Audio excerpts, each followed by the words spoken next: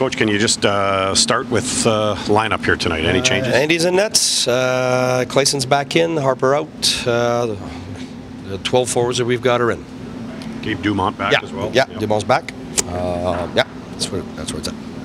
Without giving away any surprises, what does flipping the assistants and their responsibilities on special teams accomplish? Well, it's something I was thinking about before, even at the beginning of the year. After last year, I was thinking, sometimes when you switch things around, it's refreshing for the coaches that are taking care of it. But it's also new voices. You get new ideas, and I didn't do it at the beginning of the year, and I thought let's keep trying to progress from last year. But throughout the season now, I had that in my mind. I thought, well, I'll do it next year, but why not now? I think it's a good moment to do it. It's a refresher for everybody, the coaches, the players, and we've got so much experience in our coaching staff that I want to draw from all the experience that everybody has, and we definitely trust all of the guys that we've got coaching. So we just bring in some new looks and some fresh ideas, and that's the whole approach that we have right now. It's every day's a new day, and we want to make sure that we can do everything we can to continue improving. Boucher individually, is this a question of his process is fine and he's just not getting production? Or yeah, well, first of all, I've always thought that when you've got top-end guys traded in the middle of a year anywhere, like trade deadline, whatever, it's tougher to adjust for those top-end guys because it's a lot of pressure. The third, fourth liners, grinders, and all that. It's a lot less pressure, and so that's just the nature of it.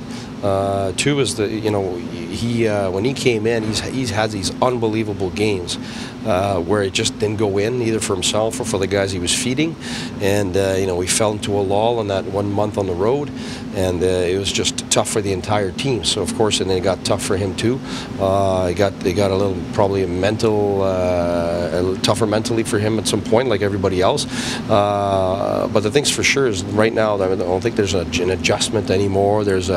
You see he's more comfortable, and right now, I've figured out pretty much which guys are starting to fit with him and vice versa. And so he's definitely in part of the process that's taking him in the right direction for sure. Along those lines, what are you looking for in terms of fit with Matt?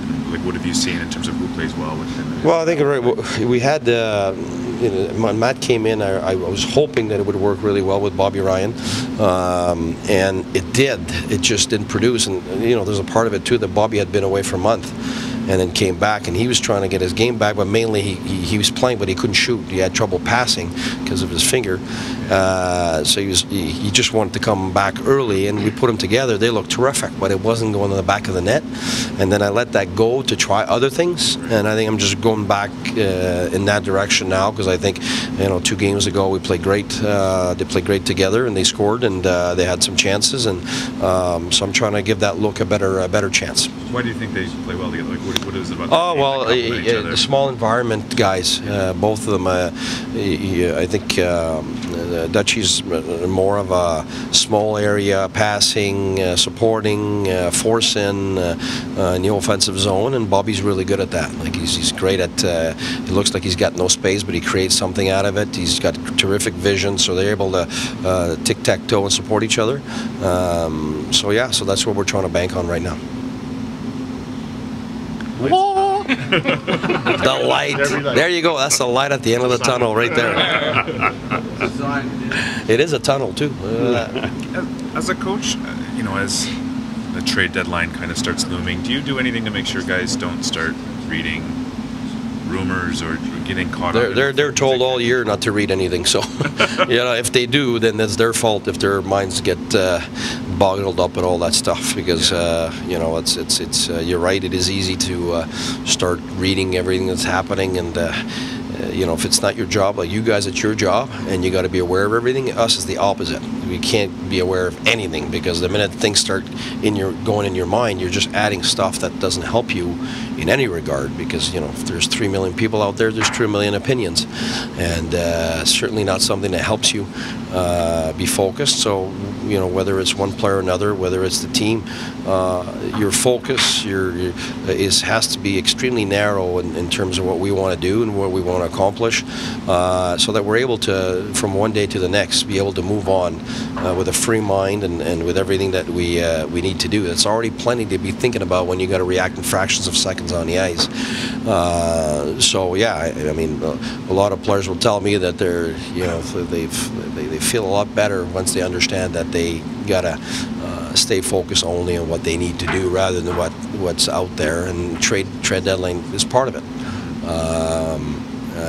Yeah, so for us, it's you know, let the fans and everybody else enjoy what they need to enjoy in terms of the spectacle and the enthusiasm that the game brings outside. But for us, you know, we got to really focus on what's going on the ice. Is it easier said than done, though? I mean, they're, you know, they got families, they got kids, yeah, exactly, they got whatever. Exactly. You're constantly reminded of whatever, and whether it's something great, you shouldn't hear it either, because then you think you're better than you are, and when it's really bad, then you think you're worse than you are. And you know, I've got all kinds of older coaches that told me you're never as good as you think and you're never as bad as you think. And I think that's where our minds have to be, because every day is a new day where you can do something good, but you're only going to do something good if you're focused at the right place, your attitude's the right place, your work ethic and your discipline, and that's what players individually and the team have to have their minds at.